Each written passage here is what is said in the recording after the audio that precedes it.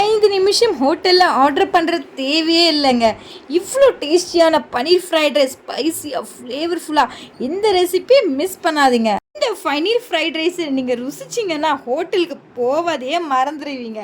வீடியோவை ஃபுல்லாக பாருங்கள். முதல்ல என்னுடைய ட்ரெண்டிங் சமையலுக்கு ஒரு சப்ஸ்கிரைப் பண்ணுங்கள். கூடவே பெல் ஐக்கானை கிளிக் பண்ண மறந்துடாதீங்க. வாங்க வீடியோக்குள்ளே போகலாம்.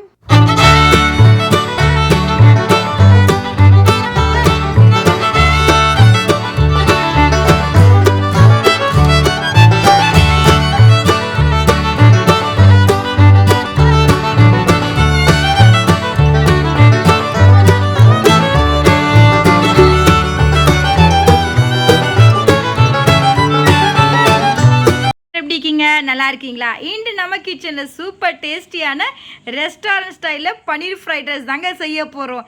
இந்த ரெசிபி பார்த்தீங்கன்னா ஃபுல் ஃப்ளேவர் நிறையா பார்த்தீங்கன்னா இது வெஜிடபிள்ஸ் ஆட் பண்ணி சாஃப்டான பன்னீர் சாப்பிட்றவங்க ரிப்பீட்டாக கேட்குற மாதிரி இருக்குங்க. அதுவும் வீடியோவில் ஈஸியாக செஞ்சு ரெடி பண்ணலாம். வாங்க நேராக ரெசிபிக்கே போயிடலாங்க. இப்போ நம்ம 1/4 கிலோ ஃப்ரெஷ் பன்னீர் எடுத்துருக்கோம். இது வீட்டில் பியூர் பாலில் நான் செஞ்சது ஹோம்மேட் பன்னீர். ஸோ எப்படி நம்ம பன்னீர் ரெடி பண்ணுறதுன்னு சொல்லிட்டு அந்த வீடியோவை நான் என்னோட சேனல் அப்லோட் பண்ணியிருக்கேன். அதுவும் நீங்கள் பார்த்து தெரிஞ்சுக்கலாம். இப்போ இதுக்கு தேவையான பொருட்கள் நம்ம எடுத்துக்கலாம். பன்னீர் ஃப்ரைட் ரைஸ் செய்யறதுக்கு இப்போ அதுக்கு தேவையான பொருட்கள் பொடியை நறுக்கின வெங்காயம் நான் 1 எடுத்திருக்கேன், அண்ட் கோஸ் எடுத்திருக்கேன், அண்ட் பச்சை மிளகா கொஞ்சம் சின்னதாக நான் கட் பண்ணியிருக்கேன், கேப்சிகம், கேரட்டு, பீன்ஸ் எடுத்திருக்கேன்.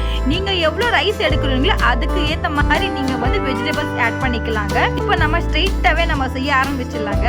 எடுத்திருக்கேங்க பாசுமதி அரிசி. பாருங்க அப்படியே போல போலன்னு இருக்கு. பாருங்க சூப்பராக இருக்குது. நல்லா வாட்டர் எல்லாமே இழுத்துக்குச்சு. ஸோ இந்த மாதிரி இருக்கணுங்க, ஒன்று பாதியமாக இருக்கணும். அப்போ தான் நம்மளுக்கு இந்த ஃப்ரைட் ரைஸ் செய்யும் போது, இந்த பன்னீர் ஃப்ரைட் ரைஸ் செய்யும் போது நல்லா டேஸ்ட்டும் இருக்கும். சாப்பிடும்போது பக்குவமாக நம்ம சாப்பிட்லாங்க, சூப்பராக சாப்பிட்லாம். சப்போஸ் நீங்கள் உங்ககிட்ட பாஸ்மதி அரிசி இல்லை அப்படின்னா நீங்கள் வீட்டு அரிசியில் கூட செய்யலாம்.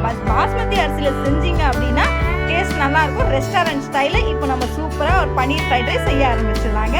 4 கிலோ பன்னீர் தாங்க எடுத்துருக்கோம். இதுக்கு பார்த்தீங்கன்னா மேலே இது மாதிரி கோட்டிங் கொடுத்துடலாம். இதுக்கு தேவையான பொருட்கள் 1 டீஸ்பூன் நம்ம கார்ன்ஃப்ளவர் மாவு இப்படி ஸ்ப்ரெட் பண்ணிடுங்க. அடுத்து இந்த நேரத்தில் 1 டீஸ்பூன் நம்ம தனி மிளகாய் தூள் ஆட் பண்ணிக்கலாங்க. நீங்க சால்ட் ஆட் பண்ணிக்கோங்க. இப்போ நம்ம மிக்ஸ் பண்ணிடலாங்க. பார்த்து உடையாம மிக்ஸ் பண்ணுங்க, ரொம்ப அழுத்தக்கூடாது. லைட்டா அப்படியே மிக்ஸ் பண்ணிட்டே இருங்க. பாருங்க நல்லா அப்படி மிக்ஸ் பண்ணிடுங்க.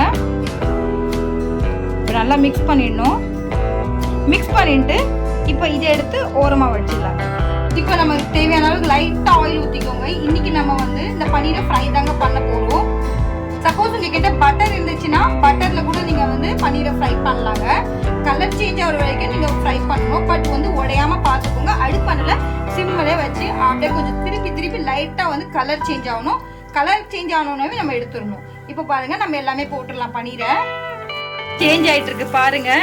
ஸோ இந்த நேரத்தில் நம்ம என்ன பண்ணலாம்னா அப்படியே திருப்பி போட்டுடலாங்க.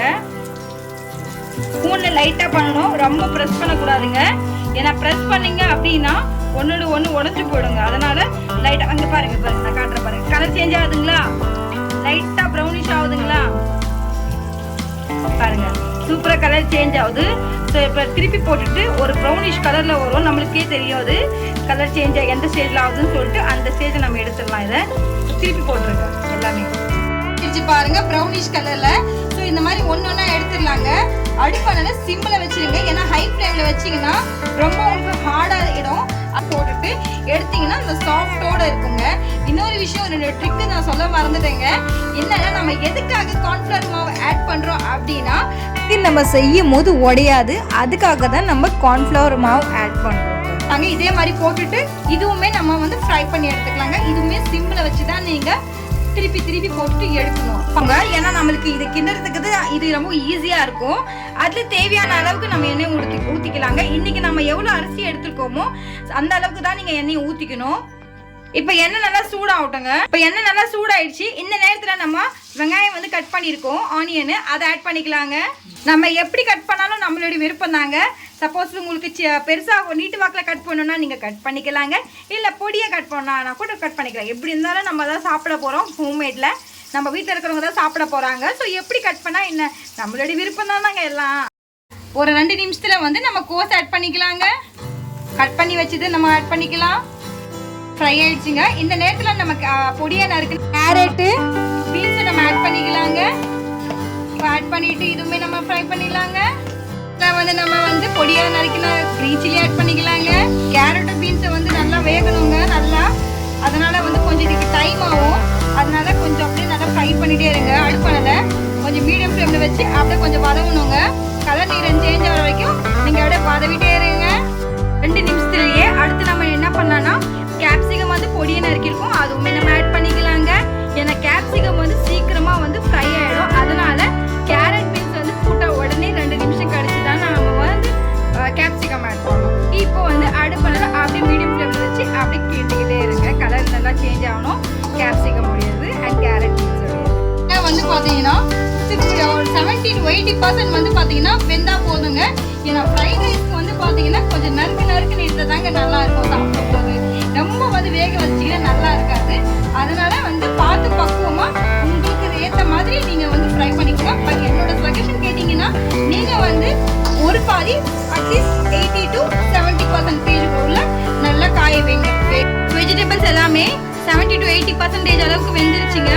நல்லா ஃப்ரை ஆயிடுச்சு. இந்த நேரத்தில் நம்ம 1 டீஸ்பூன் வந்து இஞ்சி பூண்டு விழுது ஆட் பண்ணிக்கலாங்க. அதுவுமே நல்லா மிக்ஸ் பண்ணிவிடுங்க பச்சை வாசனை போகிற அளவுக்கு. இப்போ பாஸ்மதி அரிசி ஆட் பண்ணிக்கலாங்க. அதனால நம்ம ஃபேன் காட்டில் நல்லா ஆற வச்சுருக்கோம். உதிரா இருக்குது பாருங்கள். பார்க்க பல நின்றுட்டே மின்னுது பாருங்கள், ஜொலிக்குது அப்படியே. இப்போ இதுவுமே நம்ம ஆட் பண்ணிக்கலாங்க. நம்ம சோயா சாஸ் ஆட் பண்ணிக்கலாங்க. சோயா சாஸ் ஆட் பண்ணாதாங்க நல்லா டேஸ்ட்டும் ஃப்ளேவர் கொடுக்கும். இப்போ இந்த நேரத்தில் வந்து நம்ம ரெட் சில்லி சாஸ் ஆட் பண்ணிங்களா, உங்களுக்கு பக்கத்தில் நியர்பை டிபார்ட்மெண்ட் ஸ்டோரில் அவைலபிளாக இருக்குங்க. பெப்பர் பவுடருக்கு அப்படியே ஆட் பண்ணிக்கலாங்க. 1 டீஸ்பூன் 1.5 டீஸ்பூன் கூட நீங்கள் ஆட் பண்ணிக்கலாம். உங்களுக்கு ஏற்ற மாதிரி நீங்கள் போட்டுக்கோங்க. அப்படியே நீங்கள் மிக்ஸ் பண்ணிகிட்டே இருங்க. அடுப்பான சிம்மில் வச்சுட்டு பார்த்து அடிப்பிடிக்க கூடாது. ஆட் பண்ணிக்கலாங்க. அப்படியே மேலே இப்படி ஸ்ப்ரெட் பண்ணிவிடுங்க. இப்போ இதுவுமே நம்ம மிக்ஸ் பண்ணிடலாங்க.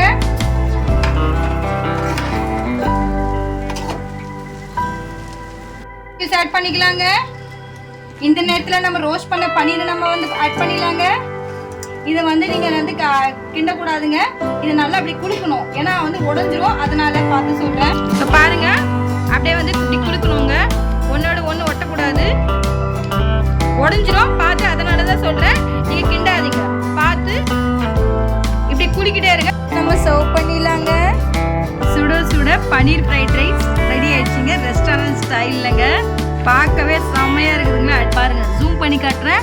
அப்படியே அந்த பன்னீரும் அப்படியே இருக்குது. அதனால தான் நான் சொல்கிறேன், பன்னீர் நீங்கள் வந்து ரோஸ்ட் பண்ணும்போது கார்ன்ஃப்ளவர் மாவு ஆட் பண்ணுங்கள். ஏன்னா கார்ன்ஃப்ளவர் மாவு நீங்கள் ஆட் பண்ணீங்க அப்படின்னா அது பன்னீர் உடையாதுங்க.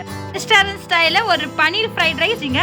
பாருங்கள், சூப்பராக இருக்குது. இந்த பன்னீரும் நல்லா ரோஸ்ட் ஆகிருக்கு. ஏதாவது ஒன்று உடஞ்சிருக்கான்னு நீங்களே பாருங்களேன். மசாலாவும் நல்லா இருக்குது. நம்ம வந்து போட்டிருக்கோம் பெப்பர்லாம் வந்து உடம்புக்கு ரொம்ப நல்லதுங்க பெப்பரு. இந்த பன்னீரும் வந்து பார்த்தீங்கன்னா நம்ம கடையில் வாங்காமல் வீட்டிலே நம்ம செஞ்சுருக்கோம். அந்த வீடியோவை கூட நீங்கள் என்னோட சேனலை பார்க்கலாம். அந்த வீடியோவை நான் அப்லோட் பண்ணியிருக்கேன், எப்படி ஹோம்மேட் பன்னீர் செய்யறதுன்னு சொல்லிட்டு. எங்கேயாவது பார்த்தீங்கன்னா பாஸ்மதி அரிசி உடஞ்சிருக்குன்னு பார்த்தீங்களா, இது வீட்டில் இருக்கிற அரிசியிலே நீங்கள் கூட செய்யலாம். பட் நீங்கள் பார்த்து பக்குவமாக வடிக்கணுங்க. நீங்கள் வடிக்கிறது தாங்க இருக்குது. சாதம் பக்காவாக வடிச்சிட்டிங்கன்னா ஃப்ரைட் ரைஸ் பக்காவாக வருங்க. இந்த ரெசிபி உங்களுக்கு பிடிச்சிருந்தா உங்கள் ஃப்ரெண்ட்ஸ் அண்ட் ஃபேமிலி மெம்பர்ஸ்க்கு ஷேர் பண்ணுங்கள். பேச்சுலர்களே, இந்த ஃப்ரைட் ரைஸ் உங்களுக்கு தான். சாப்பிடாத குழந்தைங்க கூட விரும்பி பன்னீர் சாப்பிடுவாங்க. ஒரு தடவை சாப்பிட்டீங்கன்னா மீண்டும் உங்களுக்கு சாப்பிட தூண்டுங்க. ஆனால் நீங்கள் சாஸ் ஆட் பண்ணிக்கலாங்க. இல்லை வேண்டாம், வெறும் பன்னீர் ஃப்ரைட் ரைஸ் மட்டும் போதும் அப்படின்னா நீங்கள் சாஸை வந்து நீங்கள் வந்து ஸ்கிப் பண்ணிடலாம். இப்போ பாருங்கள், சூப்பராக இருக்குது. நான் ரைஸ் காட்டுற பாருங்க, சூப்பராக அந்த பன்னீர்லாம் ரோஸ்ட் ஆகிருக்கு. அப்படியே அந்த சாப்பிடும்போது அவ்வளோ செம்மையாக இருக்குங்க. எனக்கு பேவாய ஊறுதுங்க, சாப்பிடணும் போல இருக்குது. என்னுடைய வீடியோவை முழுசாக பாருங்கள். முழுசாக பார்த்ததுக்கு ரொம்ப நன்றிங்க. ஸ்கிப் பண்ணாமல் பாருங்கள். என்னோட வீடியோவை முழுசாக பார்த்ததுக்கு ரொம்ப நன்றிங்க. இதே மாதிரி ரெஸ்டாரண்ட் ஸ்டைலில் ரெசிபியில் சந்திக்கும் வரை இப்போ உங்களுடைய அலமேலு விடைபெறுவது. Take care, love you all, see you, bye tomorrow.